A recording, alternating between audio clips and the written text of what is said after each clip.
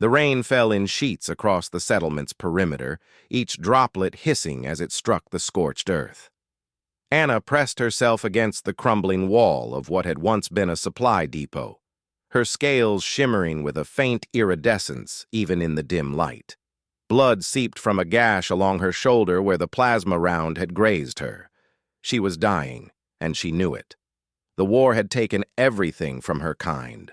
The Draconis Empire had ruled the sector for 3 centuries, until humanity arrived with their impossible resilience and their refusal to bow. Now her people were scattered, hunted, broken. Anna had fled from the purge, seeking only to survive one more day. Through the rain, she spotted movement. A human male emerged from a prefabricated shelter, his weathered face partially illuminated by the glow of a handheld scanner. He was older, perhaps 50 standard years, with gray threading through his dark hair. Military bearing was evident in every step, despite the slight limp in his left leg. This was Leo Castellan, though Anna didn't know his name yet. She only knew the reputation of his species, ruthless, unforgiving, and terrifying in their capacity for violence. Anna tried to move deeper into the shadows, but her injured wing caught on a piece of debris. The sound was barely audible over the rain, but Leo's head snapped in her direction immediately. Their eyes met across the darkness. Hers were vertical-slitted and amber, filled with the ancient pride of her species and the newer fear of a hunted creature. His were merely human, brown and tired, and impossibly calm. He should have raised his weapon. Protocol demanded it. The war wasn't officially over, and Draconis survivors were considered hostile by default. Instead, Leo lowered his scanner and took a slow step forward. "You're hurt," he said in flawless Draconic, his accent betraying formal military education rather than natural fluency. Anna's throat constricted. She had prepared herself for death, but not for this quiet observation delivered without malice. "Stay back, human," she managed, her voice carrying the harmonics that had once commanded legions. Now it only revealed her weakness. Leo ignored the warning and approached with the same measured steps. He crouched at what Anna's training told her was just outside her attack range, his hands visible and empty. Rain plastered his hair to his skull, running in rivulets down his weathered face. "That wound needs treatment," he said. "Plasma burns turn septic fast in this atmosphere." "Why do you care?" The words came out as a hiss, more serpentine than Anna intended.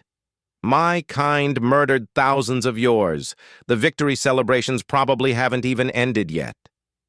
Something shifted in Leo's expression. Not quite pain, not quite acknowledgement. Just a momentary tightening around his eyes that suggested he carried his own scars, visible or otherwise. "The war ended 3 weeks ago. The killing should have ended with it." He stood slowly, carefully telegraphing every movement. "My name is Leo. I'm a veteran, but I'm also a father. I have 2 daughters in that shelter, and they haven't seen their mother in 4 years. Anna's breath caught. She knew where this was going even before he continued. "You need shelter and medical attention. My daughters need someone who can teach them that the universe is bigger than war and hatred." He extended his hand, palm up, in a gesture that transcended species. "Maybe we can help each other." The offer was insane. Anna was Draconis, member of a species that had enslaved 36 worlds before humanity shattered their empire. She had commanded warships and ordered strikes on human colonies. Her scales were stained with the metaphorical blood of his kind. And yet this veteran, this father, stood in the rain offering her sanctuary. "You don't know me," Anna said, her voice breaking. "I could be a threat to your children." "You could be," Leo agreed with infuriating calm. "But I spent 20 years learning to read people in combat zones. I've seen killers, fanatics, and monsters. You're none of those things. You're just someone who's lost everything and doesn't know how to ask for help." Tears mingled with rain on Anna's scales. and she hated herself for the weakness. In Draconis culture, tears were shameful, a surrender of control. But Leo didn't look away or show disgust. He simply waited, hands still extended. "Why?" Anna whispered. "Why would you do this?" Leo's answer was simple, devastating in its honesty. "Because my daughters asked me yesterday what we're supposed to do now that the war is over. They wanted to know if we just keep hating forever, or if we try to build something better." He smiled, and it transformed his weathered face into something almost gentle. "I didn't have a good answer then. Maybe this is how I find one." Anna looked at the offered hand for a long moment. Every instinct bred into her over centuries of imperial supremacy screamed at her to refuse, to die with dignity, rather than accept charity from a conquered species. But beneath that pride was something else, a desperate human-like need for connection, for purpose, for the possibility of redemption. She reached out with her clawed hand and placed it in his. Leo's fingers closed around hers with surprising gentleness, mindful of her injury. "My name is Anna," she said quietly. "It's good to meet you, Anna." Leo helped her to her feet, supporting her weight without comment. "Come on, let's get you inside and patched up.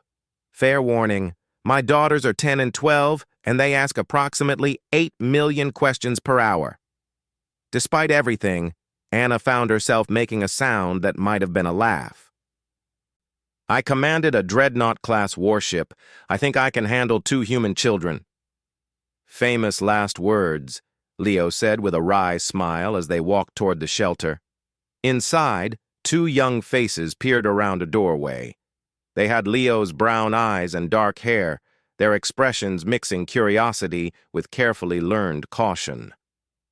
Anna felt something twist in her chest at the sight of them, these small humans who had grown up knowing her species only as the enemy. "Girls," Leo said gently, "this is Anna. She's going to stay with us for a while. Anna, these are my daughters, Mira and Sophie." The younger girl, Sophie, stepped forward first. "You're really tall," she said with the blunt honesty of children, "and your scales are pretty. Do they hurt?" "Sometimes," Anna admitted, surprised by her own truthfulness. "Dad says we should help people who are hurting," Mira added, the older sister's protective instinct evident in her stance. "Even if they used to be enemies." Leo's hand squeezed Anna's shoulder gently. "Even then," he confirmed. "Especially then." As Anna lowered herself onto the offered medical cot and allowed Leo to treat her wounds, while his daughters peppered her with questions about Draconis biology and culture, she realized something profound. The war had proven humanity's strength in battle. But this quiet offer of shelter and family to a former enemy revealed a different kind of strength entirely, one that might actually build the peace that military victory could never guarantee. In the end, perhaps that was the real lesson, that the species who could extend mercy when they had every reason for revenge were the ones who truly deserved to inherit the stars.